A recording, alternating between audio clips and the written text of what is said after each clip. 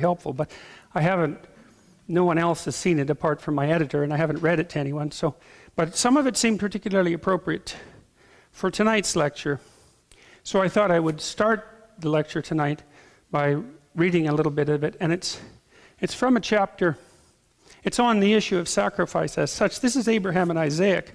This is a very strange Old Testament story, right? This is one of the stories that's contained in the Old Testament that makes modern people think that maybe we should just not have that much to do with the Old Testament per se and at all, and especially with regards, and maybe we shouldn't have anything to do with the God of the Old Testament either, because, I mean, as far as Abraham is concerned, God tells him to sacrifice his own son. Now, it turns out that God was just kidding, so to speak. You know, I'm obviously being flippant, but, you know, it does raise the question, what do you make of a divine being who would require such a thing? Or conversely, what do you make of Abraham who would have such delusions? Either way, it's a little hard on the, what would you call, modern believability and moral integrity of the Old Testament. But these are very, very strange stories, and they're not what they seem to be, or they are, and they're more. So we're going to talk a lot about sacrifice tonight. And here's some of the things that I've been thinking about sacrifice. So this book is called 12 Rules for Life, an Antidote for Chaos. And it's coming out in January, which I think I mentioned. And this is from Rule 7, which is do what is meaningful, not what is expedient. And so here's some of the writing I've been doing over the last 3 years on the motif of sacrifice. I'll start with just a brief intro before I read this. It took me a long time to understand what was meant in the Old Testament by sacrifice, and which is strange because once I figured it out, it seemed bloody obvious. It seemed like, oh yeah, obviously that's what it means. But lots of times, if you figure something out correctly, it seems self-evident as soon as you figured it out correctly. Well, we'll see how that goes, but you know, it seemed to work for me anyways. I knew that, of course, at least implicitly, I knew of the modern usage of the idea of sacrifice. Everyone understands that motif, is that if you want to make things better in the future, then you make sacrifices in the present. And maybe you even do that multi-generationally. In fact, you most definitely do if you're a good parent. I mean, and I would say that's really particularly typical of immigrants, right? Because immigrants often come from terrible places and have to undergo terrible things to come to a new community where they get a rough reception and have a hard time getting their life going. And a big part of the reason that they do it is to make their lives of their children better. And luckily, when they come to Canada, usually given where they came from, that actually works because where they came from is worse and here is better, even though immigrants often have to struggle to get on their feet again. They have to learn a new language and become enculturated and face the fact that they're not part of the mainstream culture. And, well, you know, many of you know the whole story. So the idea that you make sacrifices for the future and you make sacrifices for your children, and everyone understands that, and it's part of being responsible and mature and shouldering the burden of being properly. And you do that for yourself too. If you're disciplined, in fact, that's almost what discipline means. Discipline means that you're capable of making sacrifices, because you're not disciplined if you just do something you want more rather than something that you're doing. That's not discipline. Maybe that works and great. If your life is working out that way, great, man, but that isn't discipline. Discipline is when you want to do something right now, and instead you think, no, I'm going to forestall my gratification, maybe forever, but certainly for a very long period of time, or medium to long period of time, and you concentrate on something that you think will bear fruit in the medium to long run. And so you look into the future and you decide that by making today a little less impulsively pleasurable, shall we say, you'll make tomorrow a little bit more secure and productive. And then you actually do it too. And that's difficult, you know. And we discussed last week Adam and Eve's discovery of the future and the revelation of the possibility of the future, including the possibility of tragedy and suffering in the future. And it's our knowledge of the possibility of tragedy and suffering in the future that motivates us to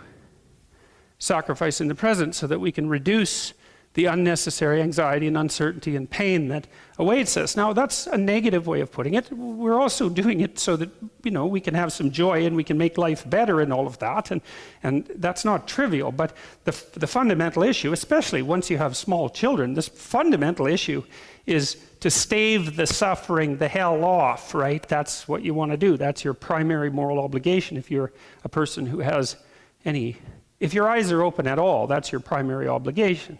And so you make the sacrifices that are necessary and you set up the future. And well, the motif of sacrifice is there in the Old Testament, but it's so concrete that it's difficult to draw a parallel between the two. At least for me, they didn't align self-evidently. And I don't remember in my rather limited religious education as a child in the United Church, because I went to the United Church till I was about 13. I don't ever remember anybody pointing out that, like, the sacrifices that Cain and Abel were making, or the sacrifice that Abraham was supposed to make, or the sacrifices that people were making to God were the precursors, let's say, the dramatic precursors to the psychological idea of sacrifice that we all hold as civilized people in the modern world. So, although it seems obvious, as I said, once you lay it out, I don't remember that ever being explained to me. And then let me read this. So now that I've sort of introduced it, here's what happened as humanity developed. First were the endless tens or hundreds of thousands of years prior to the emergence of written history and drama. The twin practices of delay and exchange began to emerge slowly and painfully. So here's a cool psychological study. So it's called the marshmallow test. And maybe it's even a reliable study, even though it was done by social psychologists. It's probably replicable. And it's a nice study. So you take small children and you bring them into a room and you put something that they would like in front of them, a marshmallow, and then you torture them. Basically, you say, "See that marshmallow?" And the kid thinks, "Yeah, man, I see that marshmallow." It's like, you can have that marshmallow right now. Or if you wait, I think the experiment is 10 minutes, then you can have 2 marshmallows. And so that puts the child in quite a conundrum, because they're being asked to trade an actual, concrete, tangible marshmallow for 2 hypothetical future marshmallows. And it's not that easy to conjure up a hypothetical future reality that has the same tangible significance as something real right in front of you. And so it's an amazing thing that people can do that. And so then the experimenter leaves, and some children grab the marshmallow and just, chomp that thing down right now. Other kids, they videotape kids while they're waiting, and they do all sorts of things. They whistle, they look at the ceiling, they sit on their hands, they try to distract themselves. Of course, they're eyeing that marshmallow like a squirrel eyeing a nut, and trying to restrain themselves. And what I see in that is that the child's prefrontal cortex, the higher cortical systems, are warring with the underlying motivational systems, more primordial motivational systems that govern such things as hunger.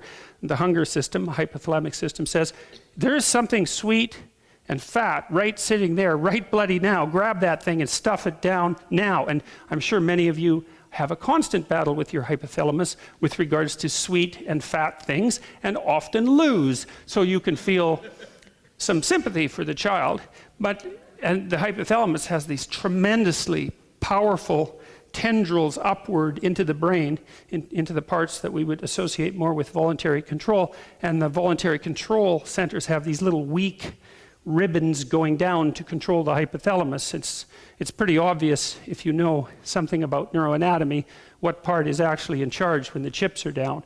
And it's not easy for children to learn to regulate those underlying primordial impulses, the ones that are wired in, the ones that we share with animals, but they do it. And the cool thing is, this is what Walter Mischel found, he's the guy who did the study, was that the long-term outcome for the children who can delay gratification in the marshmallow test is much more positive than it is for the children that are impulsive and eat the marshmallow instantly. It's delay of gratification. Now, it's likely that that's associated with trait conscientiousness, although that specific connection has not yet been established, but they seem conceptually very, very similar. So anyways, this emerges in children probably between the ages of 2 and 4, something like that. They should have it in place by 4, because it's very difficult for them to really interact well with other children without having that delay of gratification in place. Because if you can't delay gratification, other kids don't like you, because you want everything your way and you want it now, and you're liable to temper tantrums and that sort of thing. You haven't got the kind of self-control necessary to make you fun to play with. So you can see that emerging in children, and it's pretty interesting. And not only that, if it emerges, it predicts positive long-term outcomes, just like trait conscientiousness does, by the way, because trait conscientiousness is the second best predictor of long-term success over the lifespan. In Western cultures, it's second after intelligence. And so in our societies, the people who do best across time are the people who have high IQs and who work hard. And I would say that's a pretty decent, what would you call it? It's a validation in some sense that our cultures are working properly, because what you would want, I would say, if the system is working meritocratically like it should, and if you're trying to extract resources from those who can contribute at a higher rate, then what you would want to have happen is that the hardworking, smart people do better. Hopefully, if that's the case, then everyone does better. Hopefully. Anyways, so you can see this developing in children. First were the endless tens or hundreds of thousands of years prior to the emergence of written history and drama. The twin practices of delay and exchange began to emerge slowly and painfully. Then they became represented in metaphorical abstraction as rituals and tales of sacrifice. It's as if there's a powerful figure in the sky who's judging you. You better keep him happy or look the hell out. We've been watching ourselves deal with him for a long time. He seems to like it when you give up something you value. So practice sharing and sacrificing until you get good at it. No one actually said any of this so long ago, although they said something very similar. But it was implicit in the practice and then in the stories. Action comes first. Implicit comes first. People watched the successful succeed and the unsuccessful fail for thousands and thousands of years, and we thought it over and we drew a conclusion. The successful among us sacrifice. The successful among us delay gratification. The successful among us bargain with the future. And then a great idea begins to emerge in ever more articulated form. That idea is the point of a long and profound story. It's the moral of the story. And I'm going to engage in some foreshadowing here.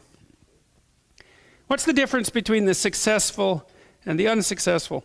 The successful sacrifice, and things get better as the successful practice their sacrifices. The question becomes increasingly precise and simultaneously broader. What is the greatest possible sacrifice for the greatest possible good? You know, if you push a question in a direction, perhaps there comes a time when you can't formulate it any more precisely and broadly, and that's the point at which the question, in some sense, and perhaps even the answer, the question becomes archetypal. It becomes archetypal because it can't be bested. And this is like an ultimate question in some sense. How are you going to ask a more broad-based question than that? What is, given the initial presuppositions that you have to make sacrifices, then the logical endpoint to that is something like, okay, if you have to make a sacrifice, what's the greatest possible sacrifice and for the greatest possible good? That's a good question. The answer becomes increasingly profound. The God of Western tradition, like so many gods, requires sacrifice. We've already examined why, but sometimes he goes even further and requires the sacrifice of what is loved best. This is why. And this is another one of mankind's fundamental discoveries. Sometimes things do not go well. That's self-evident. But here's the rub. Sometimes when things are not going well, it's precisely that which is most valued that is the cause. Why?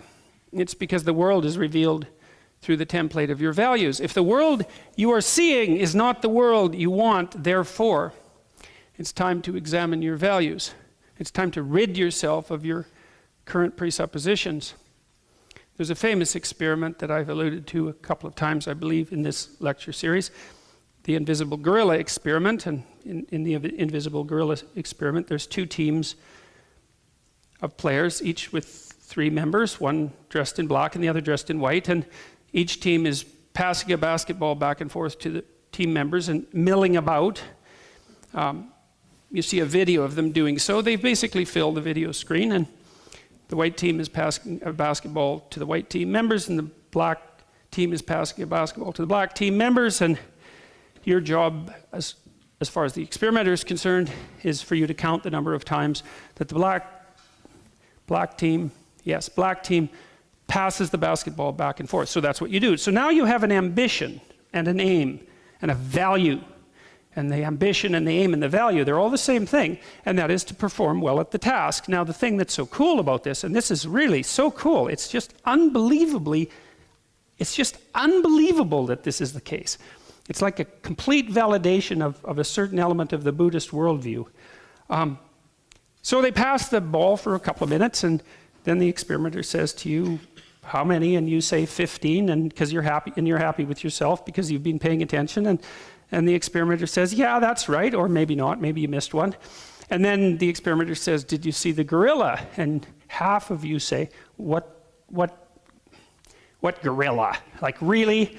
And the experimenter says, yes. And then he rewinds it and plays the video, and like a minute and a half into the 3-minute video, sure enough, in walks this guy in a gorilla suit, 6'3" or so, stands in the middle of the game, right in the middle of the game, the same size as the players, perfectly, obviously evident, beats his chest for like a second and a half, and then sort of saunters off.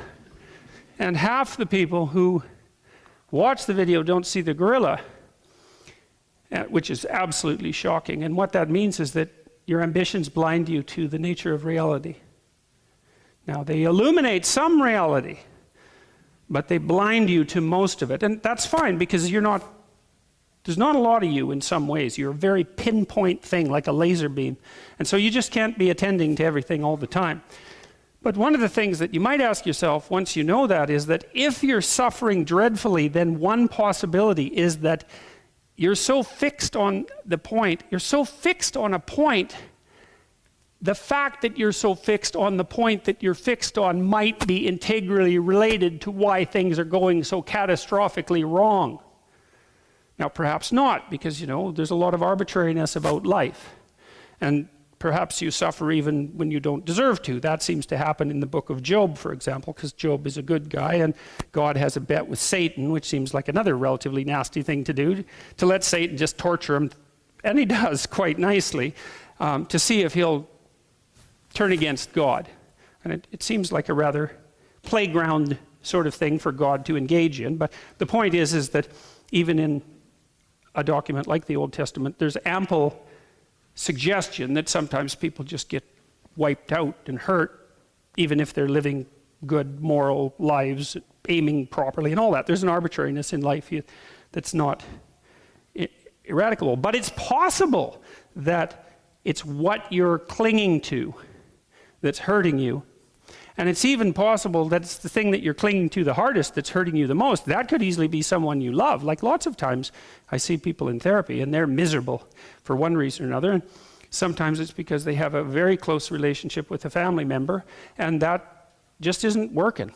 The family member, for the sake of simplicity, we'll say, is not really oriented towards helping them have a good life.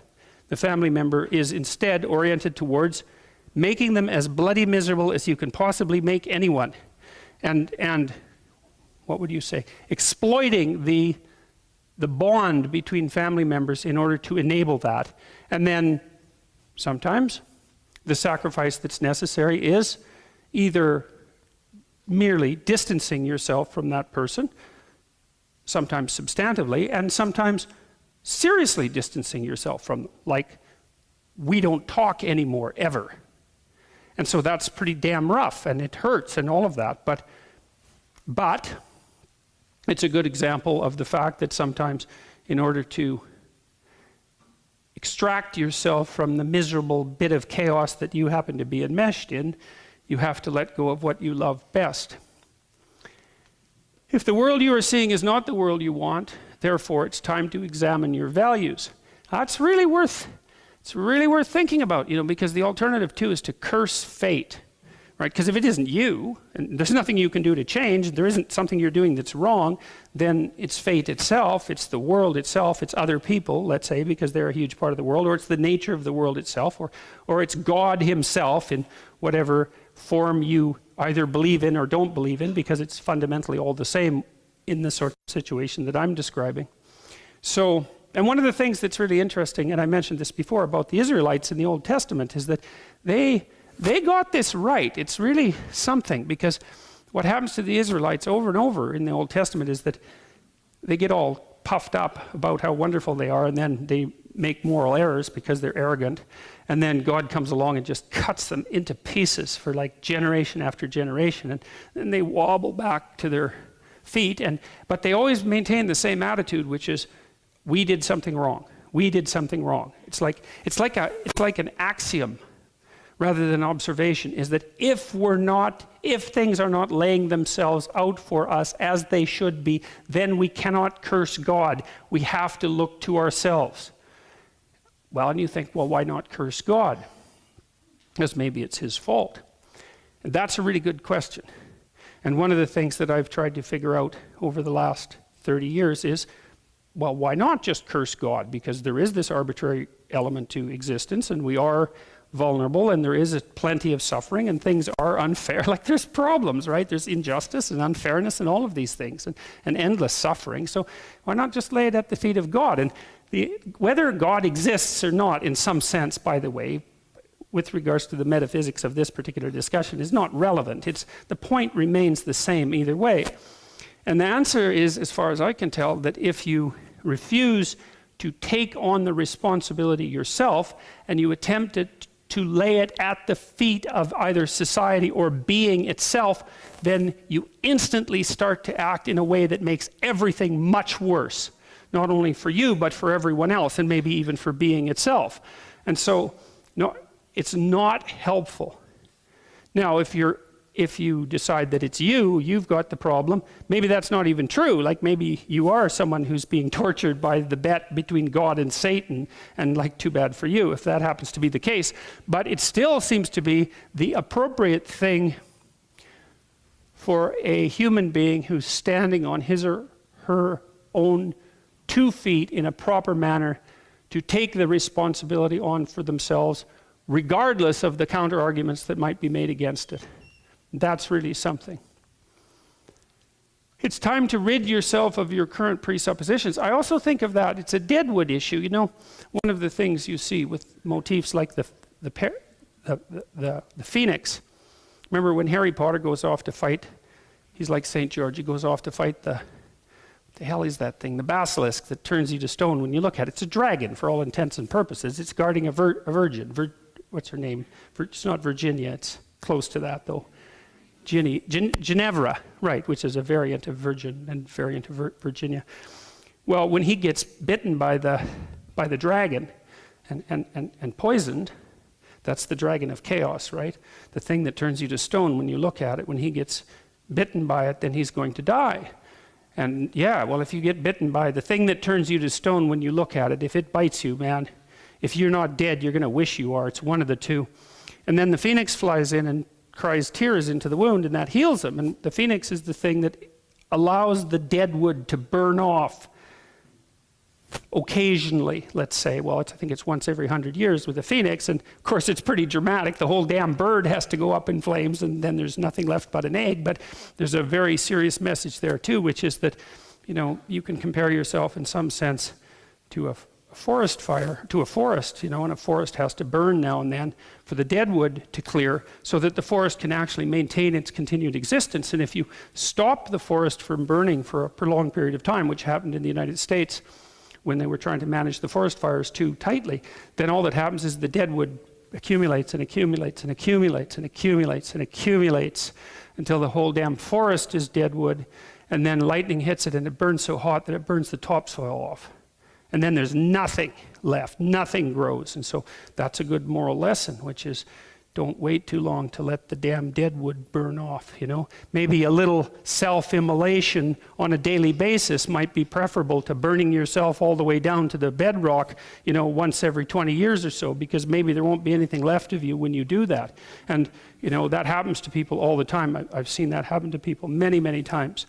The dead wood accumulates, the mess around them gathers, the chaos that they haven't dealt with accumulates, and then one day the spark comes and they burn so far and so fast that there's not enough left of them to recover. And then they're the people who've been eaten by the beast. They're the people who've been eaten by the dragon and now are inside its belly, another very common archetypal motif. And while maybe a hero will come along and rescue them, or maybe they'll just stay in there forever. And that's a precursor to the idea of hell. And it's not something I would recommend. So a little medicine on a regular basis is a lot better than total immolation on terms other than your own, sporadically. It's time to rid yourself of your current presuppositions. There's another thing that, see, in the Soviet Union, when Solzhenitsyn wrote about the Soviet Union and its pathologies, it sort of peaked in terms of its pathological authoritarianism when it became illegal to complain that your life wasn't going well. And you just think about how horrible that is, because lots of times your life isn't going well. I mean, and I don't mean this in some casual way. I mean, maybe you have diabetes and maybe you're going to lose your feet or something. Like, it's nothing trivial that's going on here. Something is not good. Or maybe it's economic, or maybe you're unemployed, but you see, the idea in the Soviet Union was, well, we already have all the answers. Everything's perfect already. That's what totalitarians think. Well, if everything's perfect and you're suffering, then, well, maybe there's something wrong with you. Because everything is perfect after all, and if you're suffering, then, and what are you going to come out and say? Well, I'm suffering? It's like, well, then you're evidence that things aren't perfect, right?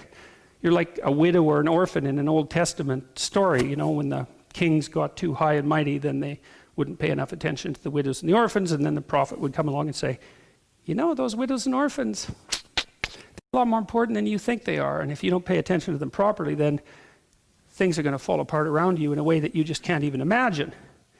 And so, well, then you're sort of like your own widow and your own orphan, but you don't get to say, hey, look, things aren't perfect yet because I'm actually having still quite a rough time here. You don't get to admit to your own suffering. If you can't admit to your own suffering, then you certainly... See, the suffering, especially the additional suffering, the excess suffering, should be treated as evidence that you're not doing something quite right yet. It should be treated as evidence that you're wrong. There's something important that you're doing that's wrong. I understand how harsh that is. And I'm not saying that everyone who's suffering is suffering because they're doing something in some simple way that's wrong. I was in an elevator once in a hospital. It was a very terrifying thing. And this person got on who was just in an absolute state of shock. It was really not good. And I don't remember how this happened, but I engaged the person in conversation, and they just said that they had just been diagnosed with what looked to be terminal cancer. And what was horrifying about it was that what they were doing was going over their life in the elevator, trying to figure out what they had done in order to deserve such a fate. They had immediately taken it on themselves as a moral failing. And that's not what I'm saying. You can't come up to someone who has cancer and say, well, if you weren't such a bloody idiot throughout your whole life, you wouldn't have cancer. And believe me, that happens a lot more than you think. And people who have diseases like that get blamed for it. That's not what I'm saying. It's not like that. It's a more generalized attitude. That is that if life isn't yet what it should be, then you have a primary responsibility to do something about it. And the place to start looking is to your own errors and to fix them. And that's That's a safe bet, man, because you're probably doing some things that you wouldn't have to be doing that if you fixed would make things better. So it's time to let go and to sacrifice who you are for who you could become.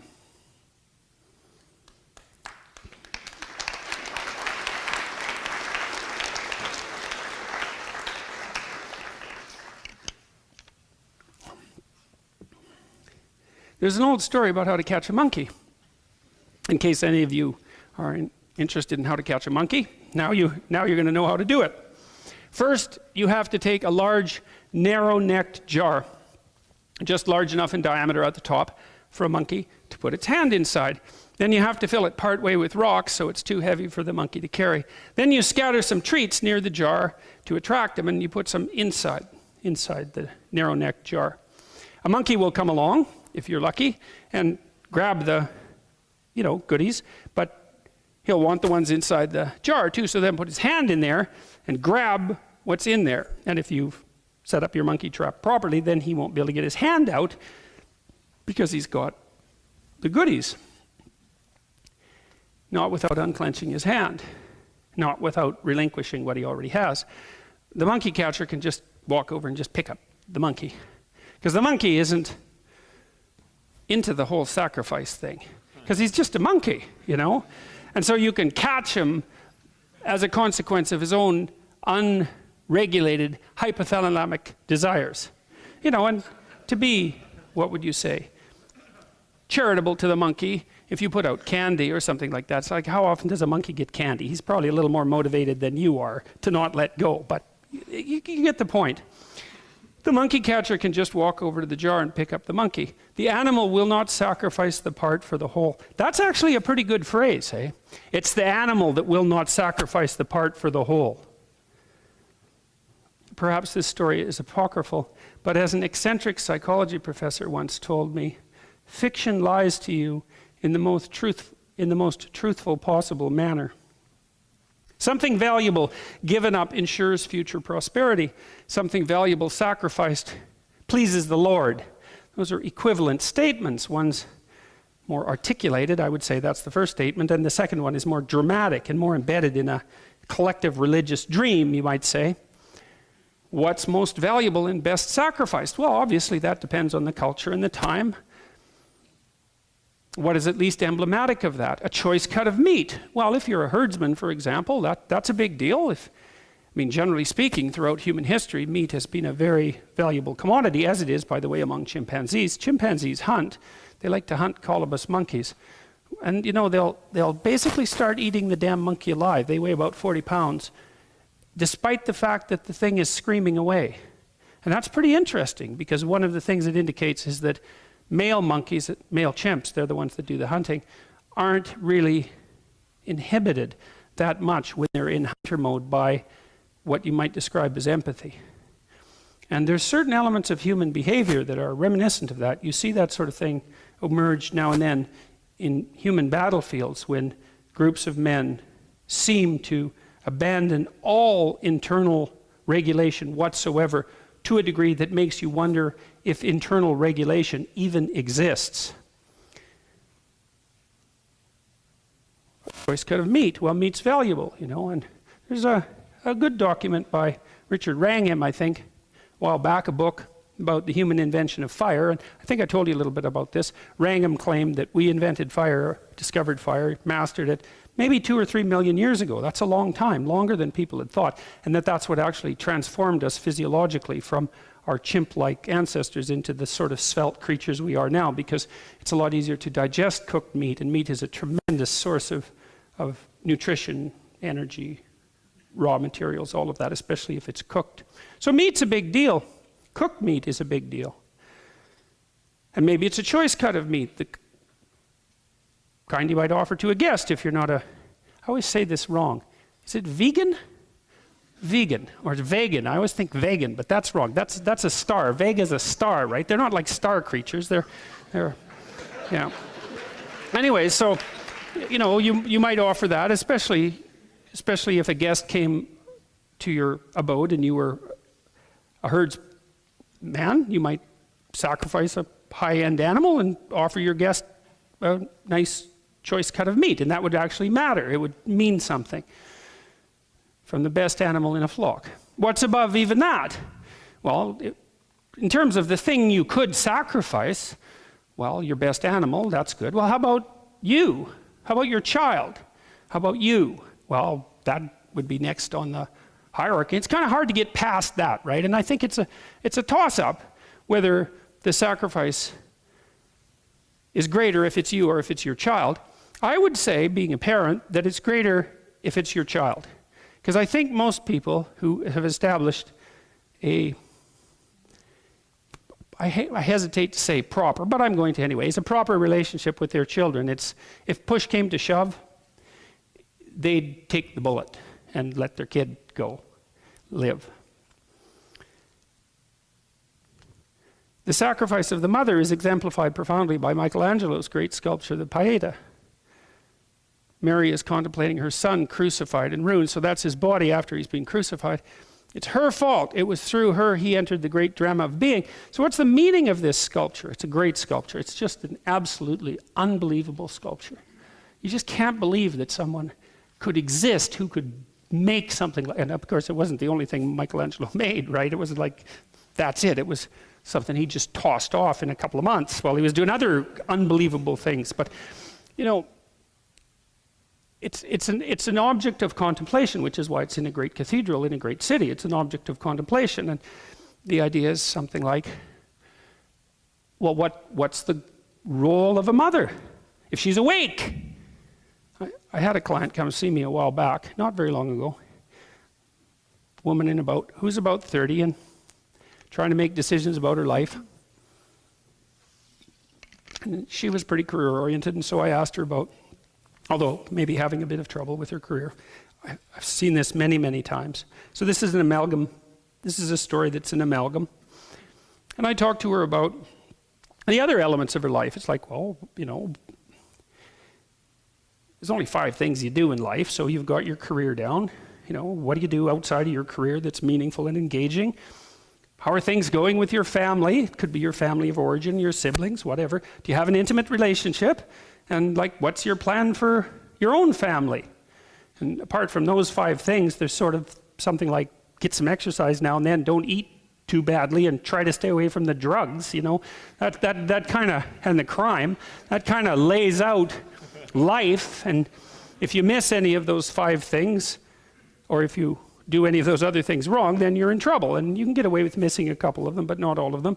You know, and she said something along the lines of, well, I'm not sure I should bring a child into this world. And I thought, oh, God, Christ, you got to come up with something better than that. It's such a bloody cliche, which is what I told her. I said, you know, you must have thought that up when you were 16. It's like, really? You can't do any better? This was a very, very smart woman. It's like, really, you can't do any better than that? It's like, yes, obviously, this is a vale of tears and, you know, a well of suffering and all of that. You know, if you ask 30 people who are wondering about having children, why they're wondering, 20 of them will say that. And so that tells you how original it is. It's not original at all. It's not a thought. It's like this little, it's a meme. It's something that lives in your mind. It's not a thought. And it's certainly not something that you should just take at face value and then say, oh, well, I'm not having a family then. It's like, no. You kind of look at that and you criticize it a little bit. It's like, well, it's the other one. That's the other one that's very common. There's too many people on the planet already. It's like, I really don't like that statement. It's like, just who are you going to ask to leave? Just how are you going to get them to leave? You know? It's a serious question. And who says there's too many people? What the hell's wrong with people anyways? We're running around ruining the planet. Yeah. It's like, I think it was the Club of Rome who prophesied, by the way, that there would be so many people on the planet by the year 2000 that there would be widespread starvation. And they were completely and utterly wrong about that. And I think it was the Club of Rome who either compared us to a virus or a cancer on the face of the planet. It's like, oh, really? That's what you think about people, eh? Aren't you something? Isn't that something to think about human beings? Viruses and cancer. What do you do with viruses and cancer? Invite them in and make them at home. It's like, no, you try to eradicate them. So you got to bloody well watch your metaphors, folks, because it isn't clear that you come up with them or that they run you. So you better watch them. So anyways, Mary, and Mary's the great mother, right? That she's the mother. That's what Mary is. Whether she existed or not is not the point. She exists at least as a hyper reality. She exists as the mother. Well, what's the sacrifice of the mother? Well, that's easy. If you're a mother, if you're a mother who's worth her salt, you offer your son to be destroyed by the world. That's what you do. I mean, that's what's going to happen, right? He's going to be born. He's going to suffer. He's going to have his trouble in life. He's going to have his illnesses. He's going to face his failures and catastrophes, and he's going to die. That's what's going to happen. And if you're awake, you know that, and then you say, well, perhaps he will live in a way that will justify that. And then you try to have that happen. And that's what makes you worthy of a statue like that. But still the sacrifice of the mother. Is it right to bring a baby into this terrible world? Well, every woman asks herself that question. Some say no, and they have the reasons. Mary answers yes, voluntarily. Mary is the archetype of the woman who answers yes to life voluntarily. That's what that image means. And not because she's blind. She knows what's going to happen. And so she's the archetypal representation of the woman who says yes to life, knowing full well what life is, not naive, not someone who got pregnant in the back seat of a 1957 Chevy, in one night of half-drunk idiocy. Not that, but consciously, knowing what's to come. And then also allows it to happen, because that's another thing that's a testament to the courage of mothers. And my mother was good at this. My mother's a very agreeable person. Too agreeable for her own good. But that's what happens if you're agreeable, because you're too agreeable for your own good. That's the definition of agreeable. And so she's a nice person, and still is. Luckily, she's still alive, and we've had a very good relationship, and I have always been able to make her laugh, which is a good thing. But she was a tough cookie, that woman, I remember once she came across, I was out playing in this baseball diamond, little diamond, and empty lot really, in this little town I grew up in. And I was about 10, and she walked by. I was there with a bunch of my friends. And I was about to have a fist fight with this little tough kid that I hung around with. And there were half girls on the team, and the fist fight had some relationship to status maneuvering, in relationship to that. Anyways, we were going to have a fight, and my mom walked by. She took a look, and I could see from her demeanor that she knew exactly what was about to happen. And she looked for a second, and then she walked by. And I thought, whoa, good work, Mom. No kidding, eh? It's like the last bloody thing I needed at that moment was for her to come charging up and say, you boys aren't planning to have a fight, are you? It's like, well, yeah, Mom, we were actually planning to have a fight, and now that you came and intervened, I actually lost before the goddamn thing even started.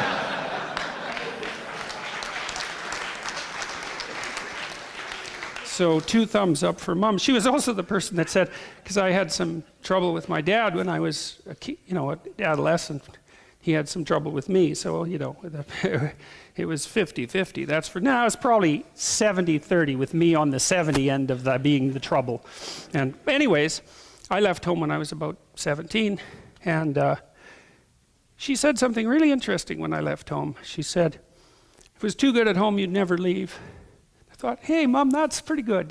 For an agreeable person, you've got a real spine, man. So that was pretty good. So mother, that says this. The mother is the person who also says, get out there, take your goddamn lumps, because you're tough enough so that you can handle it.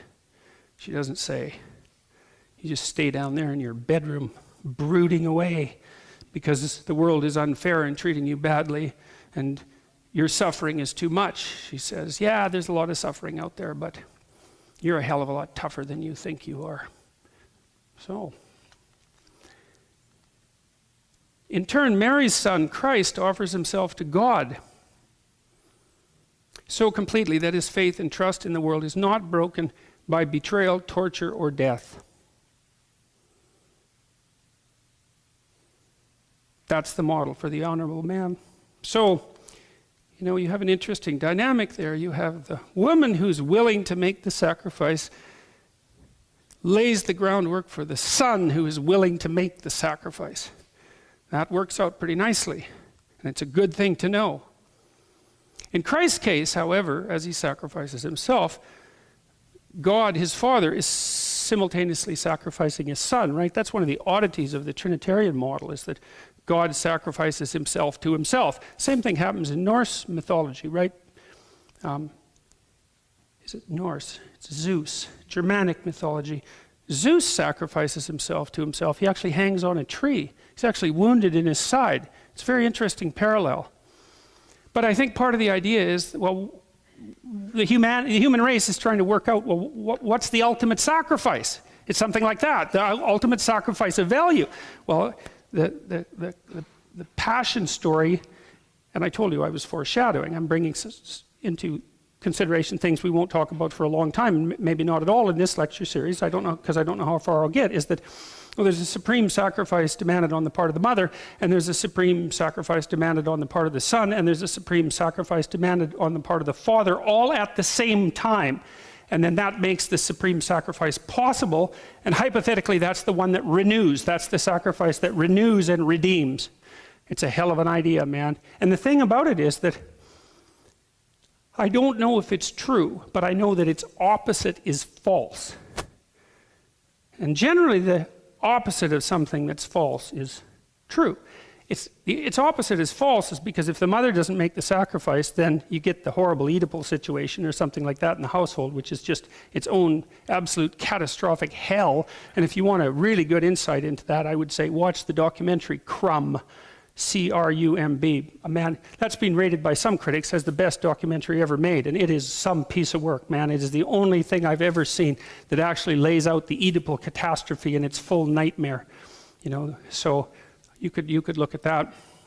So if the maternal sacrifice isn't there, then that doesn't work. If the paternal sacrifice isn't there, you know, if the father isn't willing to put his son out into the world, let's say to be broken and betrayed and all of those things, then that's a non-starter because the kid doesn't grow up. And then if the son isn't willing to do that, well, then who the hell is going to shoulder the responsibility? So if those three things don't happen, then it's cataclysmic, it's chaotic, it's hell. If they do happen, is it the opposite of that? Well, you could say, well, maybe it depends on the degree to which they happen. And it's a continuum. How thoroughly can they happen? Well, we don't know, you know, because you might say, how good a job do you do of encouraging your children to live in truth? Let's say. Well, that's part of the answer to this question. And the answer likely is, well, you don't do as good a job of it as you could. So it works out quite well, but you don't know how well it could work if you did it really well or spectacularly well or ultimately well or something like that. You don't know. And you know, people have an intimation of this because one of the things that's really cool about having a young baby, this is something you don't know till you have it. There's two things you don't know. There's a lot more than two. There's three things you don't know until you have a baby. The one is that you didn't grow up yet. Because you actually don't grow up until someone else is more important than you. You can't. So people think they grow up if they don't have children, but they don't. They just think they do. Now, there are some people who make sacrifices of other sorts, but this is a whole different ball of wax as far as I'm concerned. It's not a very elegant metaphor, but you learn that it's kind of a relief not to be the center of attention. That's cool, that you can sit back. Because, of course, your child in your family and in society is immediately the center of attention. And so, unless you're narcissistic, then you allow that to happen. And then you learn all sorts of really good things about other people, because other people really like babies. It's so cool. I lived in Montreal when we had our first child, and I lived in a pretty rough neighborhood, by Montreal standards, right? It's like, you know, Montreal is such a great city, like Toronto. It's like even the rough neighborhoods they're more like charming with a little, you know, dark underbelly, something like that. But there were some rough characters in our neighborhood, and it was pretty poor. And we'd push her around in her stroller, and these like grizzled, wrecked old guys would come by, and they'd look at her, and they'd just light up, and they'd come over and like smile at her, and you know, you just saw their the positive element of their humanity just well forth. There has to be something seriously wrong with you if you don't respond that way to a baby, you know. I mean, that's not good. That's not good. But it was so cool to see these people. You'd kind of give them, generally you'd sort of walk 4 feet around them on the street, you know, and yet they were all of a sudden, the layers that were on them would just fall off, and they'd be so, and the babies are sort of like public property, weirdly enough, too. Sort of like pregnant women, you know, because people often treat pregnant women sort of like they're public property, too. I mean, in a positive way. Oh, wow, look, you're going to have a baby, eh? And then, you know, they do all sorts of cute things. So, you know, the reason I'm telling you that is because there's a strong impulse in people to note that there's something miraculous about the existence of a new human being. And the miraculous element is all the potential that's there, right? That's all there is potential. And with every birth, there's the potential for something remarkable to be introduced in the world. And, you know, one of the things I've thought too is, the other thing you don't know is that babies are generic until you have one. And then your baby isn't a generic baby at all. It's like, instantly it's a person with whom you have a relationship that's closer, perhaps, than any relationship that you've ever had, and that you can keep perfect, right? Because most of the relationships you've had already are with people who are screwed up in 50 different ways, and so are you. But here you've got this baby, and like, it needs care, but it's not ruined yet. And so, you know, you have this possibility of maintaining this relationship that starts out, that baby really likes you, and generally that continues for quite a long time. If they're 2 years old and you come home, they're really happy to see you. It's kind of like having a puppy, you know. It's like they're thrilled when you come home. It's like, how many people are thrilled when you come home, you know? So it's you again. It's like, no, not a little kid. A little kid is thrilled when you come home, and you can keep that going. And so there's this pristine element to the potential relationship between parents and children that's terribly devalued in our society, it's almost as if we're willfully blind to it. And I think it's an absolute catastrophe, because there's very little in life that can compare to establishing a proper relationship with a child. They make great company if you keep your relationship with them pristine. And so, you know, it's worthwhile. You think, well, and so the reason I'm telling you this is because people look at infants and they think this could be the potential savior of mankind. That is what they think. That's how they act. So that's what they think. And the thing is, it's also true. Now, how true it is, I don't know. But that's, I think, probably because people don't dare to find out. That's how it looks to me. In Christ's case, however, as he sacrifices himself, God, his Father, is simultaneously sacrificing his Son. It is for this reason that the Christian sacrificial drama of Son and self is archetypal. Nothing greater can be imagined. That's why it's an archetype. You can't push past it. So, that's the very definition of archetypal. That's the core of what constitutes religious. The greatest of all possible sacrifices is self and child. Of that there can be no doubt. Pain and suffering define the world.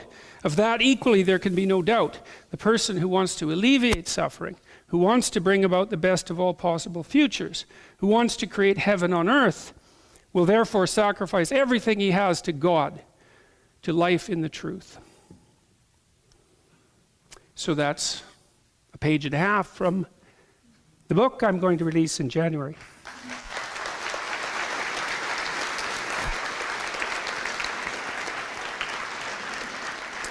So back to Genesis. We're already up to Genesis 4. And Adam knew Eve, his wife, and she conceived and bare Cain and said, I have gotten a man from the Lord. Now, this is after Adam and Eve have been chased out of the Garden of Eden, right? So what's really cool about this, I really think that the Cain and Abel story is the most profound story I've ever read, especially given that you can tell it in 15 seconds. I won't, because I tend not to tell stories in 15 seconds, as you may have noticed. But you can read the whole thing that quickly. And it's so densely packed that I just can't, it's actually unbelievable to me that it can be that densely packed. Okay, so the first thing is that Adam and Eve are not the first two human beings. Cain and Abel are the first two human beings. Because Adam and Eve were made by God and they were born in paradise. It's like, what kind of human beings are those? You don't know any human beings like that. Human beings aren't born in paradise and made by God. Human beings are born of other human beings, right? And so that's the first thing. And it's post-fall. We're out in the world. We're out in history now. We're not in some archetypal beyond, although we are still to some degree, not to the degree that was the case with the story of Adam and Eve. We've already been thrown out of the garden. We're already self-conscious. We're already awake. We're already covered. We're already working. We're full-fledged human beings. And so you have the first two human beings, Cain and Abel, prototypical human beings. So what's cool is that humanity enters history at the end of the story of Adam and Eve, and then the archetypal patterns for human behavior are instantaneously presented. It's absolutely mind-boggling, and it's not a very nice story, right? So they're brothers, they're hostile brothers. They've got their hands around each other's throats, so to speak, or at least that's the case in one direction. So it's a story. The first two human beings engage in a fratricidal struggle that ends in the death of the best one of them. That's the story of human beings in history. And that, man, if that doesn't give you nightmares, you didn't understand the damn story. Now, in these hostile brother stories, which are very, very common, often the older brother, Cain, is used, and this is very true in the Bible, but it's true in all sorts of folk tales and all sorts of stories of all sorts, for that matter. See, the older brother has some advantages. He's the older brother, and in an agricultural community, the older brother generally inherited the land, not the younger brothers. And the reason for that is that, well, let's say you have like 8 sons and you have enough land to support a bit of a family, and you divide it among your 8 sons. Then they have 8 sons and they divide it among their 8 sons. It's like soon everyone has a little postage stamp that they can stand on and starve to death on. And so that just doesn't work. So you hand the land down in a piece to the eldest son, and that's just how it is. It's tough luck for the rest of them, but at least they know they're going to have to go and make their own way. It's not fair, but there's no way of making it fair. Well, so the oldest son has some, you might say he has an additional stake in the stability and the stability of the current hierarchy. He has more of a stake in the status quo. So that makes him more of an emblematic representative of the status quo, and perhaps more likely to be blind in its favor. It's something like that. So that motif creeps up very frequently in the hostile brothers' archetypal struggle. So Cain fits this, the story of Cain and Abel fits this pattern, because Cain is the one who won't budge, who won't move. He's stubborn, whereas the younger son, who's Abel, is often the one who's more, not so much of a revolutionary, but perhaps more of a balance between the revolutionary and the traditionalist, something like that. Whereas the older son tends to be more traditionalist, authoritarian, at least in these metaphorical representations. And Adam knew Eve, his wife, and she conceived and bare Cain and said, I have gotten a man from the Lord. So there's the first human being, Cain.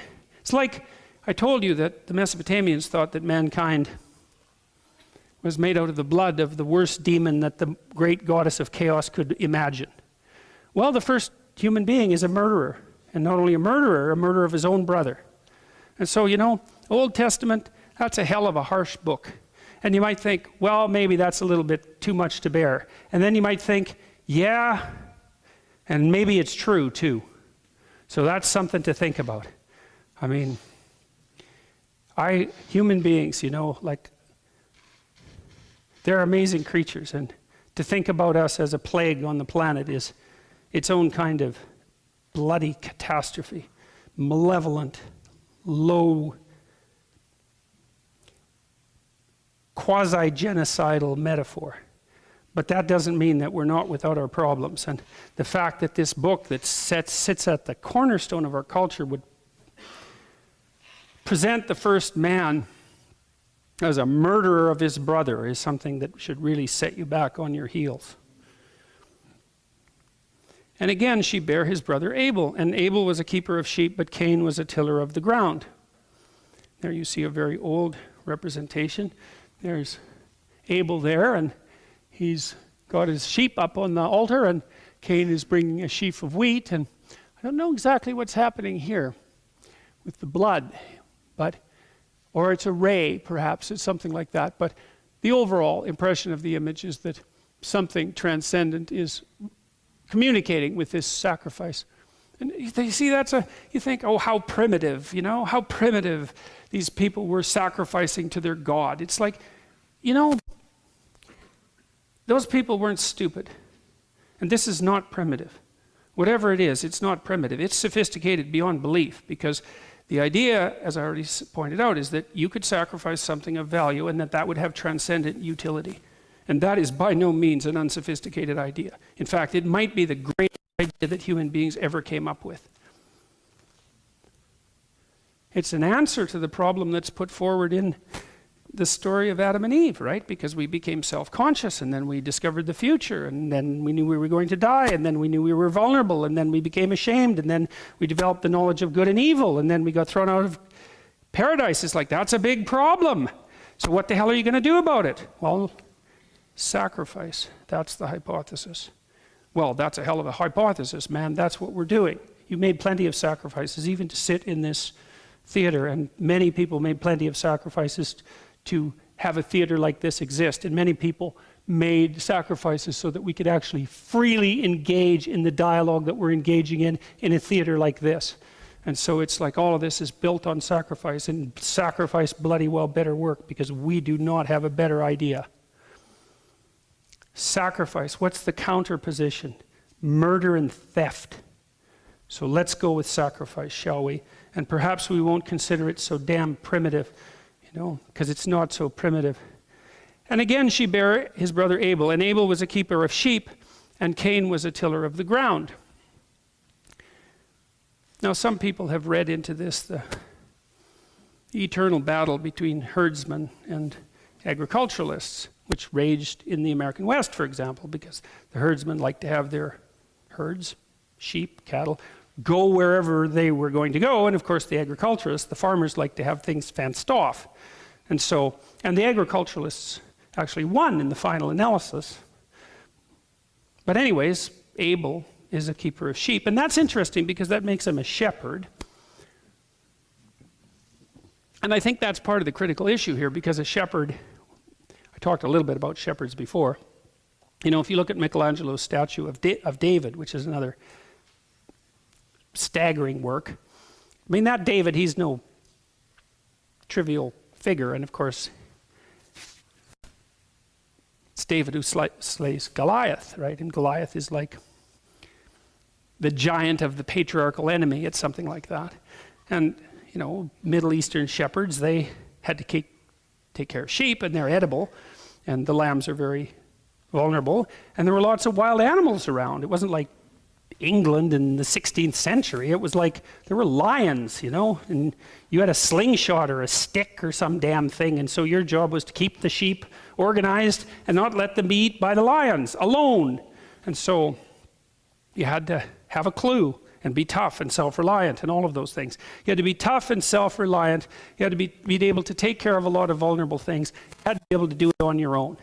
And so that's all built into the shepherd metaphor. And it's a tough thing. It's not a great metaphor for modern people, because we tend to think of the shepherd as someone like little Lord Fauntleroy, like some little, certainly not a lion-killing, hyper-masculine, lion-killing, monster. That's not a shepherd. A shepherd sort of dances around, and, that's not the metaphor here. That's not the metaphor here. So Abel was a keeper of sheep, but Cain was a tiller of the ground.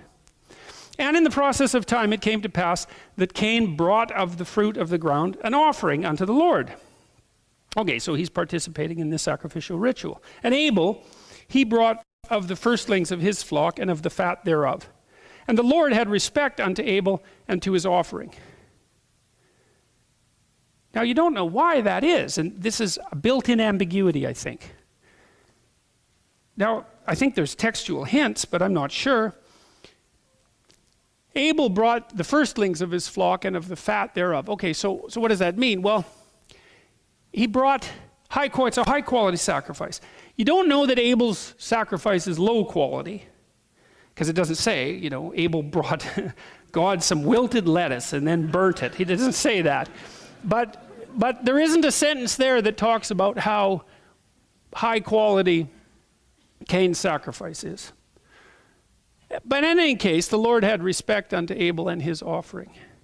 So there's a hint that Abel's putting a little bit more into the whole sacrificial thing than Cain. But there's also a hint that maybe God is just liking you a little better than he's liking him. And that's, I think, useful from a literary perspective, because there is that arbitrariness about life. With my own children, for example, one of them has had, I would say, things come easy to him. He's lucky, fortunate, however you want to put it. He seems to be that sort of person.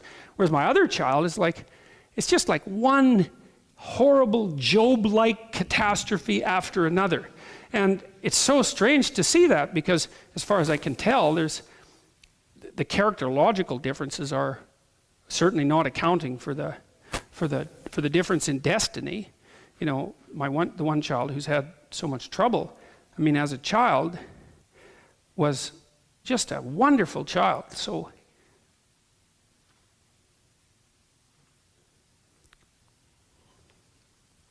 amazingly happy and easy to get along with and fun.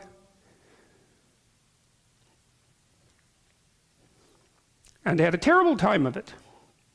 So who knows what God's up to? But distributing fate equally certainly isn't one of them. And the Lord had respect unto Abel and his offering. But unto Cain and his offering he had not respect. And Cain was very wroth, angry. Wroth is a tough word. When these are translated many times, it's hard to get the full flavor of the words. But wroth, and his countenance fell. Well, to have your countenance fell, this is sort of up. To fall is to have it be heavy, depressed, for sure. Angry, for sure. Resentful, probably. Wroth, that's anger. So Cain is not a happy clam that his hard work is being rejected by God.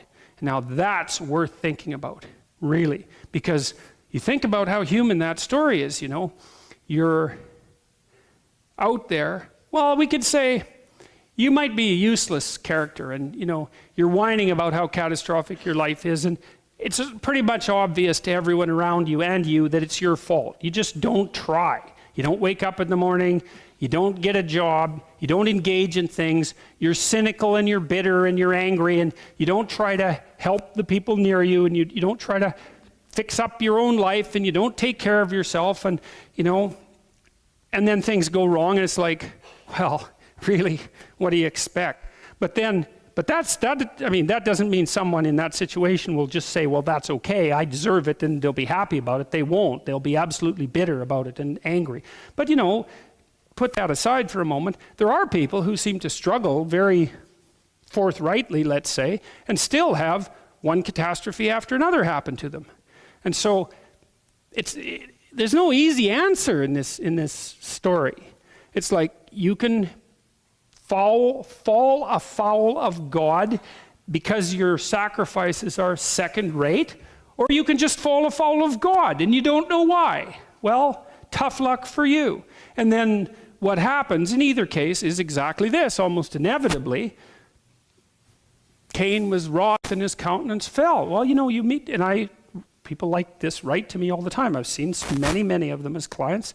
They say they're 20, not so often, 30 more commonly, sometimes 40. Their lives haven't gone well.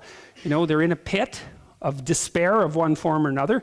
And not only are they in a pit of despair, but they're extraordinarily angry about it. And God only knows what they would do with that anger if they had the opportunity to give it full voice. right. One of the things I've always thought about Hitler is that, people, you have to admire Hitler. That's the thing. Because he was an organizational genius. The thing that doesn't stop people from being Hitler, people don't refuse the ambition to become Hitler because they don't have the genocidal motivation. They don't follow that pathway because they don't have the organizational genius. They've got the damn motivation. And if you take 100 people randomly and you talk to them, and you really talk to them, you'll find that 5% of them would take their vengeful thoughts pretty damn far if they were just given the opportunity. And in fact, they do, because they make life miserable for themselves and often for their family, and sometimes for anybody they can come near. And then maybe another 20% of people have that bubble up in them on a pretty damn regular basis.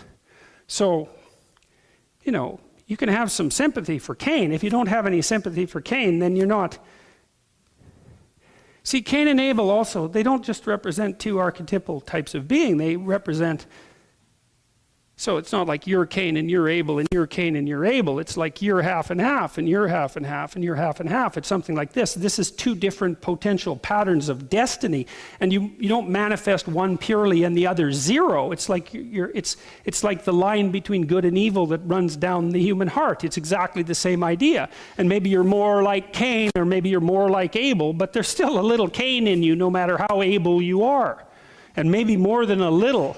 And probably more than a little. And if you watch your fantasies, which I would very much recommend, you'll find that they show you dark things about you that will shock you if you allow yourself to be conscious of what you're thinking. So it's a good time when you're having an argument with someone, especially someone that you love, to just watch the pictures that flash in the back of your mind. That's part of, let's say, coming into contact with what Carl Jung called the shadow. And the shadow is the manifestation of Cain. That's a perfect way of thinking about it. And one of the things that Jung said about the shadow, because Jung was not someone you mess around with lightly, he said the human shadow has roots that reach all the way to hell. And Jung meant that. That's no metaphor for him. Now, he might not have meant it in the same way that a fundamentalist Christian from the southern US might mean it. But I would say that Jung meant it in a way that's far more terrifying and also far more true. So, and Cain was very wroth and his countenance fell. So there's Abel burning his offering away there.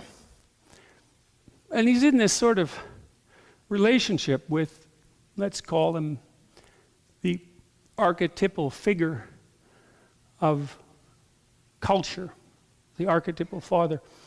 And it's something he respects. That's the thing. It's an indication, the posture is an indication of respect.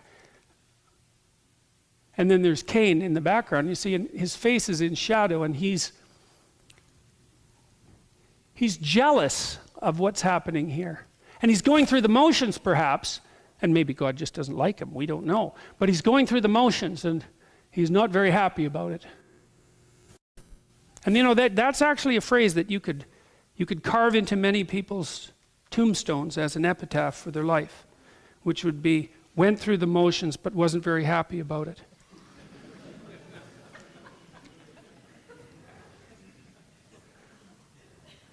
This is really an interesting one, I think. I mean, so I don't know what God's doing here exactly, but he's helping ignite the sacrificial flame. And that's kind of an interesting idea, I think, because, let's say that you have an impulse to make a sacrifice. You think, well, I should change this about my life. Well, it's like, where does that come from, that impulse? It's just, it manifests itself out of nothing. So, or you came up with it. Well, you might want to stop thinking about that, thinking so surely that you come up with your own thoughts. You don't come up with your damn dreams, do you? They just happen. And God only knows where they come from. They come from your brain. Oh boy, that's a sophisticated answer. They come from your unconscious. Well, that's not much better. At least it's somewhat better. But there are those amazing dramas take place in the theater of your imagination at night. You don't even understand what they are, and yet they occur night after night. And those things, dreams, they can contain wisdom that it just staggers the person who has the dream once they get the key to the dream, once they remember it. It's like, oh, look, you just revealed a bunch of wisdom to yourself that you didn't know. Well, where'd that come from? Well, you don't know. How in the world can you dream up things that you don't know? That's a tough one. Maybe we'll talk about that at some point in this lecture series, because there are some reasonable things that can be said about that. But, you know, the idea that there's something that's not you. Jung would call it the self. Carl Jung would call it the self, which he thought of as the totality of your being across time and space. It's something like that. And that, you know, each second that you exist is a slice of the self manifesting itself across time and space. And he thought of the self as partly the voice of conscience, whatever that is, that helps guide you when you have to make a difficult decision. And a difficult decision might be, well, what do I need to sacrifice? How do I need to discipline myself, right? What do I need to forego? Well, how do you figure those things out? Well, you know, this picture is trying to put forth the idea that perhaps if you had established the proper relationship with God the Father, and we've talked about what that might mean, then he would help figure out how to get the sacrificial fires burning so that you could stay in a proper relationship with him across time. Well, if that's such an unreasonable proposition, what's the alternative proposition? Well, this isn't working out very well, that's for sure. You know, Cain seems to be doing it, I don't know what it is. It's like, it's as if he thinks he can only do it himself, or maybe he wants only to take credit for it, or something like that. He's not in this grateful, let's say, and inquiring, grateful and inquiring posture. Because that's what a prayer for posture should be. It should be grateful and inquiring. And grateful is, thank God things aren't worse for me than they are. And you should be grateful about that, because they could be a lot worse than they are, man. They can be so bad. And inquiring would be, well, I don't really know how I could make it better, but I'm open to suggestions, man. If I can figure out how to do it, I'll try it. That's the humility and the inquiry. That's a humble inquiry. How could I make things better? It's something like that. And that's like, what sacrifices do I need to make in order to make things better? That's a good question to ask yourself. You could ask yourself that every morning. What sacrifice do I have to make things better? You can decide what constitutes better. How about that? Then it's not even as if it's being imposed on you. Come up with your own notion of what constitutes better. You know, try to make it sophisticated. It should just be better for you, because that isn't going to work very well, right? You're just going to fall downstairs if you do that, because you have to live with other people. And besides, it's stupid anyways. What are you going to do? Like, you can't even, there's nothing you can even say about that. It's so... That's the attitude of a very badly behaved, hyper-aggressive 2-year-old. And I mean that technically. And so you could ask yourself, well, I have this day that lays itself out in front of me. What thing could I let go of that's impeding my progress, that if I let go of would make my life better, my family's life better, my culture's life better, my being better? And then that would give you something to do for the day, wouldn't it? And to justify your miserable life. Because you need that. That's the whole point of the first story of Adam and Eve. What do you have? A miserable life. Okay. What am I going to do about that? Well, if you just have a miserable life, you're just going to suffer stupidly and get bitter about it. That's what happens to Cain. It's like, well, how about not doing that? Because that seems to just take a bad deal and make it worse. How about making a sacrifice and seeing if you can please God and put being on track? God, that'd be something to do. What could be better than that? What could possibly be better than that? Well, that's why it's archetypal, man, because nothing's better than that. That's where it tops out. So when you can do that every day. You have to do it in a little way, because, like, well, what good are you, you know? You're not going to go and bring the socialist utopia into being in one fell swoop.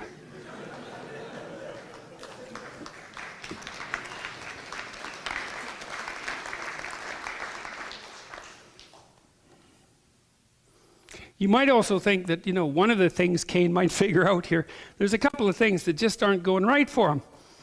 Downwind of the fire, not the right place to blow from.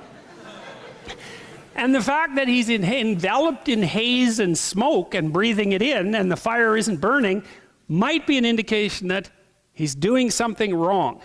Or he could be wiping his eyes and saying, Jesus, what kind of stupid bloody universe would produce smoke like this? It's like, yes, well, that's the more likely outcome. And the Lord said unto Cain, why art thou wroth? And why is thy countenance fallen? If thou doest well, shalt thou not be accepted.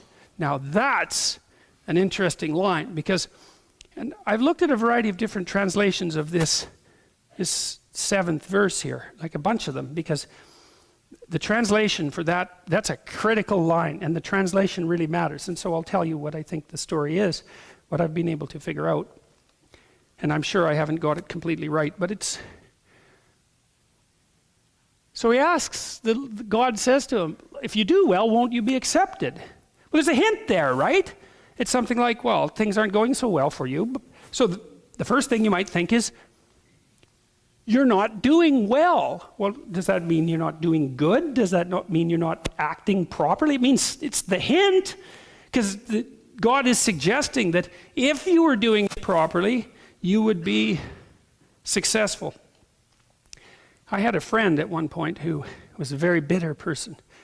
And he had a bunch of problems, and some of them were self-inflicted, and some of them were fate, I suppose. And he had become very, very destructive, murderously destructive, genocidally destructive, I would say. You could see it in his dreams. And he lived with me for a while. And I knew him very well. He was a friend of mine from the time I was 12 until the time he committed suicide when he was about 40. And when he lived with me, I was trying to help him get on his feet, which was why he had come to live with me, because he thought maybe I could help him get on his feet.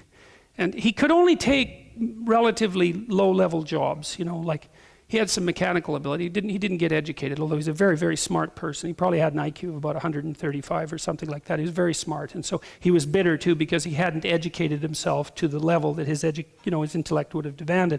So he had to take jobs that were beneath him intellectually, and he had that real intellectual arrogance, because he was smart, and really smart people often come to believe that only smart matters, and if they're smart and all that matters is smart, and then the world isn't sort of laying itself at their feet, then they've been terribly betrayed.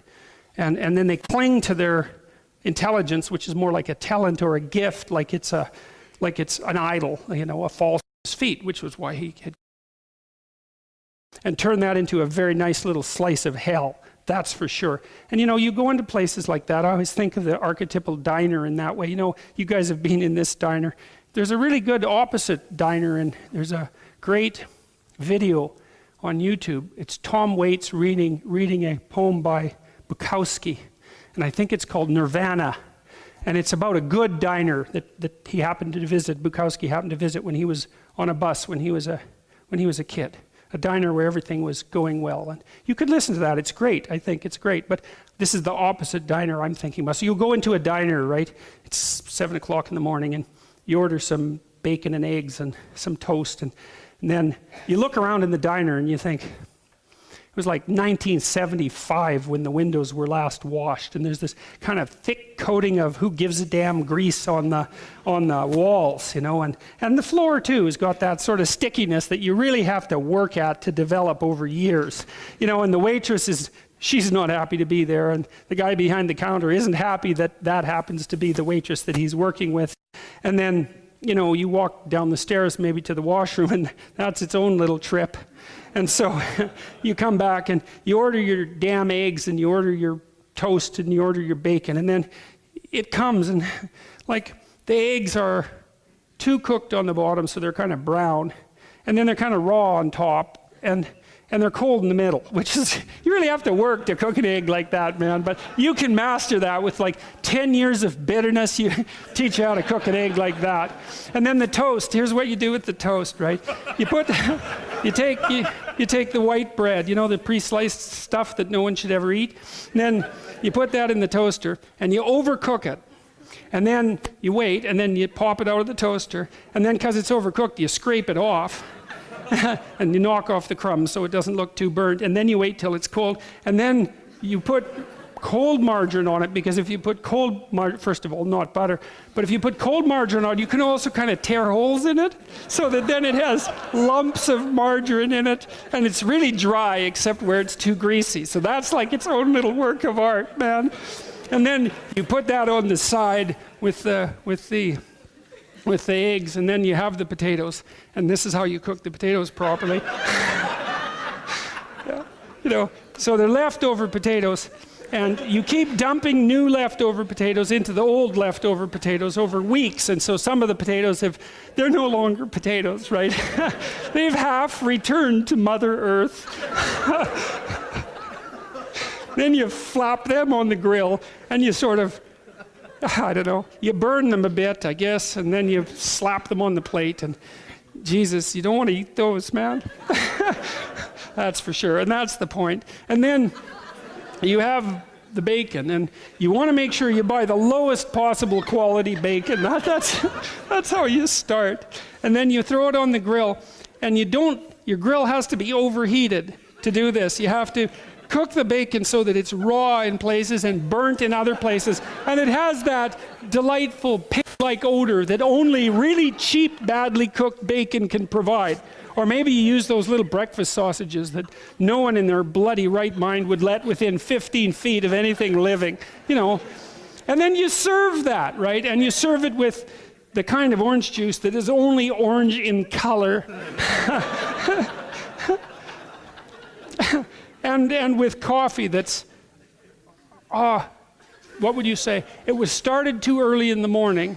That's the first thing. Bad quality coffee started too early in the morning, got cold once or twice and has been reheated. And then you serve that with whitener. It's like, here's your breakfast. It's like, no, man, that's not breakfast. That's hell.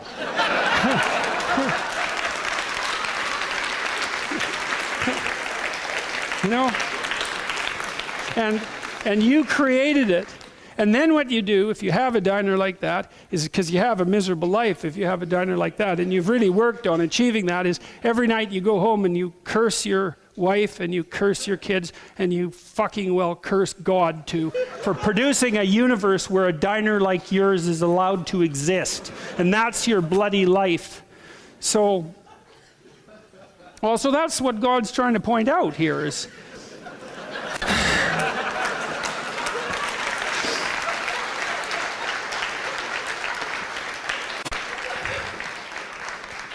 if thou doest well, shalt thou not be accepted. And if thou doest not well, then sin lies at your door. Well, so I looked at lots of translations for this, and actually, the next line is, and unto these shall be his desire. Yes. What God actually says is something like this, is like, you know, things aren't going so well for you, but if you were behaving properly, they would. But instead, this is what you've done. Sin came to your door, and sin means to, you know, pull your arrow back and to miss the target. Sin came to your door. But he uses a metaphor, and the metaphor is something like, sin came to your door like this sexually aroused cat, predator thing, and you invited it in first, and then you let it have its way with you. It's like you entered into a creative, he uses a sexual metaphor, he entered into a creative exchange with it and gave birth to something as a consequence, and that what you gave birth to, that's your life. And you knew it. You're self-conscious after all. You knew you were doing this, and you conspired with this thing to produce the situation that you're in. Jung said something about this, similar about the Oedipal mother situation, it was very politically incorrect what he said. Of course, every single thing he wrote was politically incorrect.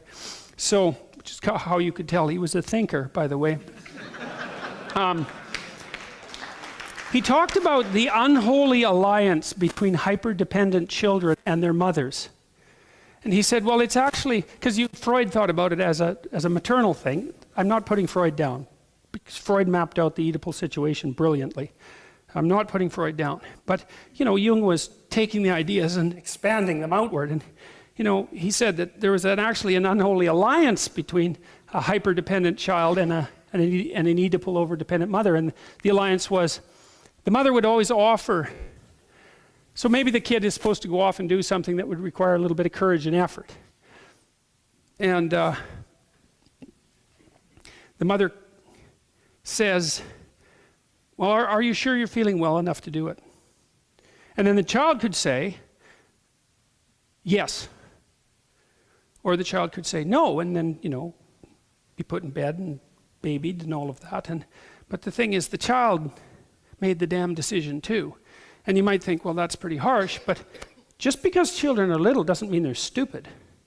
And you don't know children if you don't know how children know how to manipulate, because they are staggeringly good at that, because they're studying you nonstop, trying to figure out, A, what you're up to, and B, how they can get what they want in the way that they want it. And so they can play a manipulative game, no problem, especially if they're well schooled in it. And so it's sort of like that. It's like maybe the mother is a little timid and a little inclined to overprotect, and maybe the child is a little manipulative and a little willing to not take that courageous step out in the world and to regress into infantile dependency instead. And then you get a terrible dynamic building across time that is like a vicious circle, or like a positive feedback loop. It just expands and expands and expands. Because sometimes in families you see a hyper-dependent child and a perfectly independent child, and same mother. So obviously, same mother. I mean, mothers are very complex, and mother for child A and mother for child B are not the same mother, even if they happen to be the same human being. The literature is quite clear on that. But you get my point. But God's idea was, not only are you not doing well because you're not doing well, but you're not doing well because you've actually really spent a lot of work figuring out how to not do well. This is like creative effort on your part. And if you read about truly malevolent people, and you could start with the Columbine killers, because they left some very interesting diaries behind. So I would recommend them. There's plenty of serial killers you could read about, and the people who've really gone out and done dark things, and I've read more than my fair share of that sort of thing and understand it quite well. If you really want to have your countenance fall and be wroth, 10 years of brooding on your own catastrophe, sort of alone, and letting your fantasies take shape, and egging them on, and allowing them to flourish and, let's say, take possession of you, because that's exactly the right way to think about it. That'll get you somewhere like this. And there are more people who are like that than you think, and you're more like that than you think.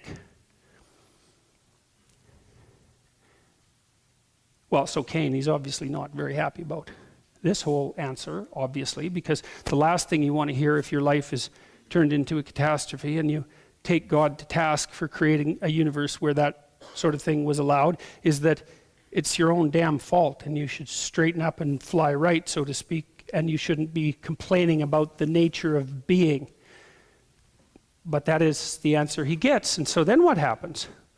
Well, we have to infer that if Cain was angry before, that he's a lot more angry now. And of course, that's exactly what the story reveals. And Cain talked with Abel, his brother. And it came to pass when they were in the field that Cain rose up against Abel, his brother, and slew him. I'm going to read you something else now. This is foreshadowing again. This is from the same chapter, by the way. Do what is meaningful, not what is expedient. Jesus was led into the wilderness, according to the story, to be tempted by the devil, Matthew 4:1, prior to his crucifixion.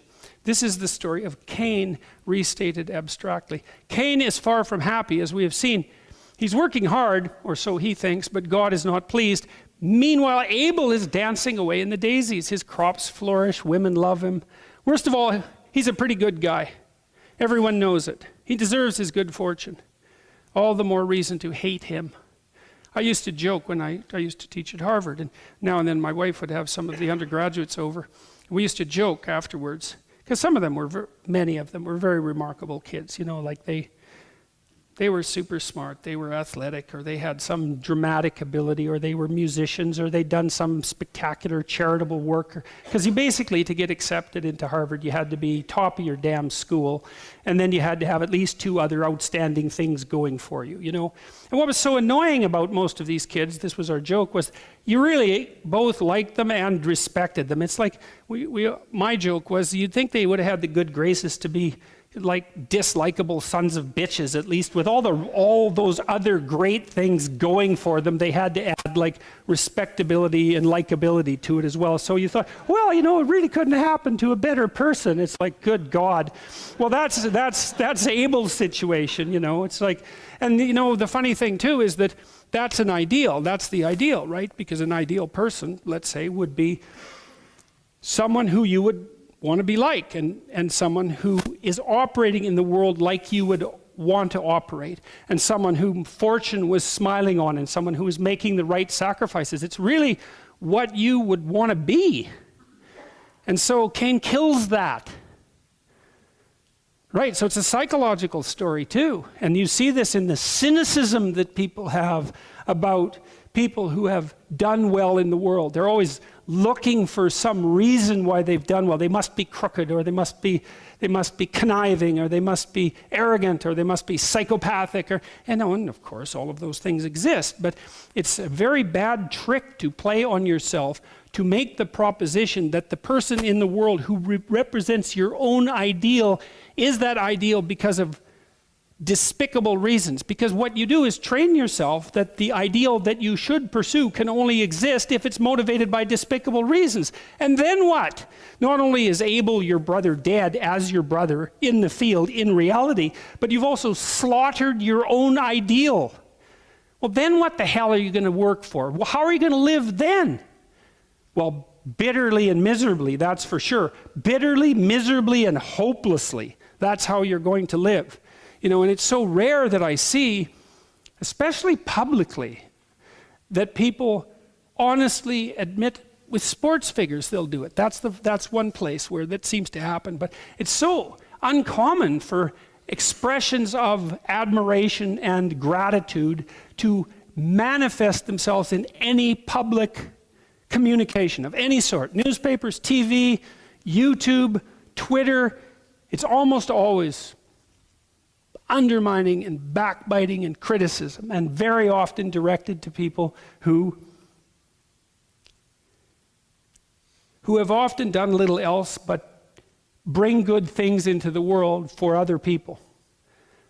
And that's part of why this is such a profound story. He's a pretty good guy. Everyone knows it. He deserves his good fortune. All the more reason to hate him. That's for sure. Cain broods on his misfortune like a vulture on an egg. He enters the desert wilderness of his own mind. He obsesses over his ill fortune and betrayal. He nourishes his resentment. He indulges in ever more elaborate fantasies of revenge. His arrogance grows to Luciferian proportions. I'm ill-used and oppressed, he thinks. This is a stupid, bloody planet. It can go to hell. And with that, he encounters Satan in the wilderness and falls prey to his temptations. And he does what he can, in John Milton's unforgettable words, to confound the race of mankind in the first root and mingle and involve earth with hell, done all to spite the great Creator. He turns to evil to obtain what good forbade him, and he does it voluntarily, self-consciously, and with malice. Let him who has ears hear. So that's the first two human beings. The resentful, bitter failure taking an axe to the admirable success.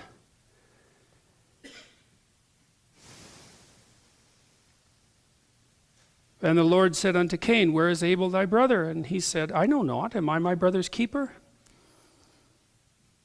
And he said, what hast thou done? The voice of thy brother's blood crieth unto me from the ground. And now art thou cursed from the earth, which hath opened her mouth to receive thy brother's blood from thy hand. You know, if you want to understand that, which I would recommend, you could read Dostoevsky's Crime and Punishment. It's a great novel. I think it might be the greatest novel ever written, because I haven't read every novel. But in my experience, it's the greatest novel. And it is exactly this. It says what happens psychologically if you commit the ultimate crime. It's amazing. It's absolutely amazing. There's no psychologist like Dostoevsky. When thou tillest the ground, it shall not henceforth yield unto thee her strength. A fugitive and a vagabond shalt thou be in the earth. And Cain said unto the Lord, my punishment is greater than I can bear. Now, one of the things that's interesting about this is that, I think the punishment that God lays on Cain it's like the inevitable consequences of Cain's action. It's something like that. It's like, well, he killed his brother.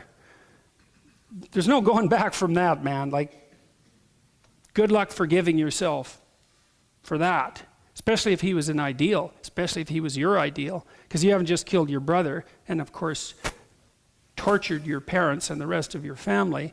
You've deprived the community of someone who is upstanding, and you did it for the worst possible motivations. It's like there's no up from there, right? That's as close to hell as you can manage on earth, I would say. And Cain said unto the Lord, my punishment is greater than I can bear. Behold, thou hast driven me out this day from the face of the earth, and from thy face shall I be hid. That too is like, there's also no turning back to God, let's say, after an error like that, because, well, you've done everything you possibly could to spite God, assuming he exists, and the probability that you're going to be able to mend that relationship in your now broken state, when you couldn't mend it to begin with before you did something so terrible, starts to move towards zero. And it shall come to pass that everyone that findeth me shall slay me. And the Lord said unto him, therefore, whosoever slayeth Cain, vengeance shall be taken on him sevenfold. And the Lord set a mark upon Cain, lest any finding him should kill him. That's an interesting thing. I wondered about that for a long time, because you might think, well, why would God take Cain under his wing, so to speak, given what's already happened? And I think it has something to do with the emergence of the idea that it was necessary to prevent tit for tat, revenge slayings.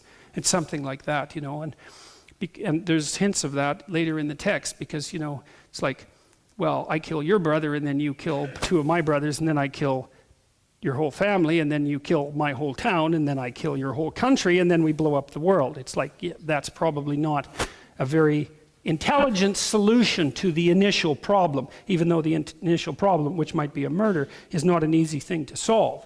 But I think it's something like that. And then the last part of the story is, that's William Blake. So Adam and Eve have discovered their dead son. And Cain has become cognizant, I would say, of what he did and what he is. Right? So it's another entrance into a form of self-consciousness. It's the self-consciousness that Adam and Eve developed was painful enough. They become aware of their own vulnerability and their nakedness, and perhaps even their capacity for evil. But Cain becomes aware of his voluntary engagement with evil itself, and sees that as a crucial human capability.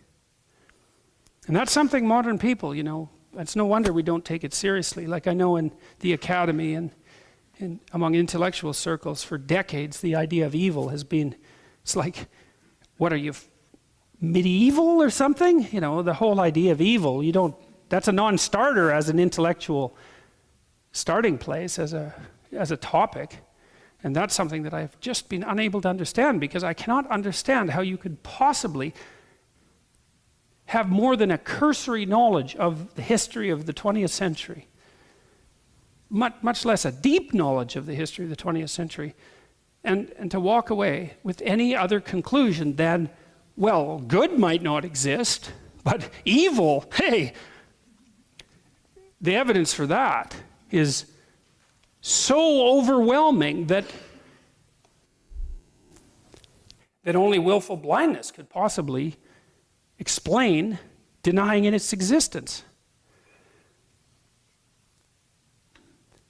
And that was actually a useful discovery for me, because I also concluded, perhaps, that if it was true evil existed, then it was true by inference that its opposite existed.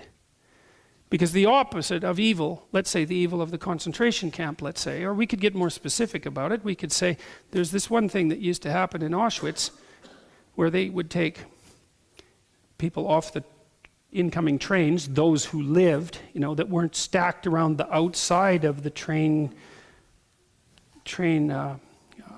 cars and, froze to death because it was too cold. Those who only had to be stuck in the middle where it was warm enough so that maybe the old people died because they suffocated, but at least some of them were alive when they made it to Auschwitz, and then they took those poor people out. And one of the tricks that the guards used to play on them was to have the newly arrived prisoners hoist like 100-pound sacks of wet salt and carry them from one side of the compound. And these compounds were big. This was a city. It wasn't like a gymnasium. It was like a city. There were tens of thousands of people there. They'd have them carry the sack of wet salt from one side of the compound to the other and then back, right? And that was to make a mockery out of the notion that work would set you free. It's like, no, you work here, but there's nothing productive about it. The whole point, it's exactly the opposite of sacrifice in some sense. It's we're going to make you act out working, but all it will do is speed your demise. And maybe we can decorate it up a little bit, because not only will it speed up your demise, it will do it in a very painful way, while simultaneously increasing the probability that other people's demises will be painful and sped up. It's a work of art, that's for sure. And to know about that sort of thing and not regard it as evil means, well, you can figure out what it means for yourself. And Cain went out from the presence of the Lord and dwelt in the land of Nod on the east of Eden. And Cain knew his wife, and she conceived. And one of the criticisms, a fairly common criticism of these biblical stories is, well, if Cain and Abel were the only two people and from Adam and Eve, it's like, where did all these other people come from? And doesn't that make the story like simple-minded? It's like, no, that makes the reader simple-minded. Really, that's the best criticism of this you're going to come up with? You might say, you missed the point. That would be the right response. You missed the point. And Cain knew his wife, and she conceived and bare Enoch, and he builded the city. And so it's Cain that builds the cities and starts the civilization, and that's pretty rough too, right? So it's the first fratricidal murderer who builds the cities, after the name of his son Enoch. And unto Enoch was born Irad, etc., etc., going through the generations. And Lamech took unto him two wives. The name of the one was Ada, and the name of the other Zillah. So this is an attempt to flesh out the genealogy and to describe how culture started in some sense in these tribal communities. And Ada bare Jabal, and he was the father of such as dwell in tents, and of such as have cattle. And his brother's name was Jubal, and he was the father of all as such handle the harp and organ. And Zillah, she also bare Tubal-Cain, an instructor of every artificer in brass and iron. And Tubal-Cain traditionally is the first person who makes weapons of war. And Lamech, back to Lamech, a descendant of Cain, said unto his wives Ada and Zillah, Hear my voice, ye wives of Lamech, hearken unto my speech. For I have slain a man to my wounding, and a young man to my hurt. If Cain be avenged sevenfold, truly Lamech 70 and sevenfold. Well, what I see in that is this proclivity of this murderous capacity of Cain as it manifests itself as society develops to a murderous intent that transcends the mere killing of a brother. You hurt me, I hurt you back. It's no, you hurt me, I kill you and 6 other people.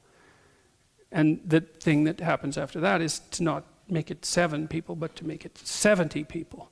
And so there's this idea that once that first murderous seed is sown, it has this proclivity to manifest itself exponentially. And that's a warning. And that's also why I think Tubal Cain, who's one of Cain's descendants, was the first person who made weapons of war.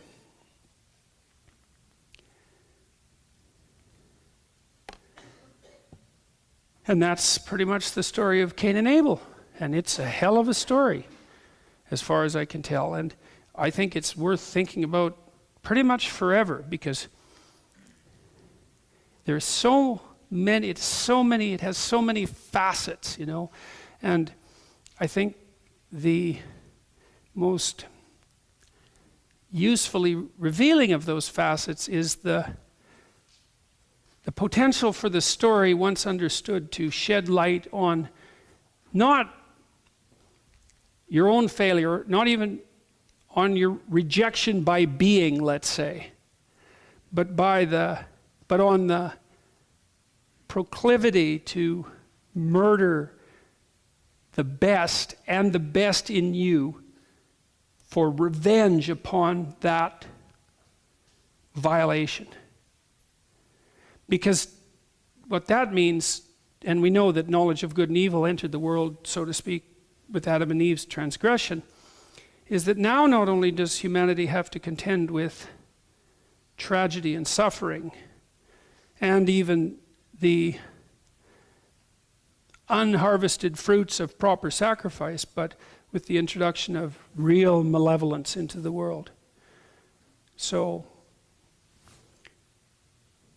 there's the fall into history, and then there's the discovery of sacrifice as a medication for the fall. And then there's a counterposition, which is the emergence of malevolence as the enemy of proper sacrifice. And that's where we're left at the end of Cain and Abel. And that's the end of that lecture. Thank you.